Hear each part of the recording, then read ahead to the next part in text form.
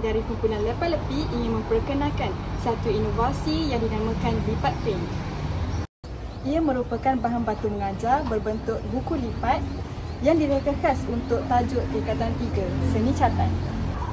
Bahan bantu mengajar ini mengandungi pelbagai media yang digunakan dalam seni catatan, teknik penghasilan karya dan juga aliran seni seperti pointillism dan juga surrealism.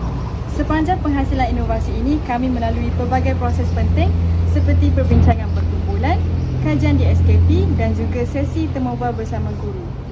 Melalui projek ini, kami memperoleh banyak pengetahuan. Kami memahami dengan lebih mendalam tentang seni catatan, jenis-jenis media, teknik dan aliran seni. Selain itu, kami juga belajar cara menghasilkan bahan bantu mengajar yang efektif untuk murid di sekolah. Akhir sekali, pengalaman menyerahkan bahan bantu mengajar kepada guru membuatkan kami berasa berpuas hati dan yakin dengan hasil inovasi kami.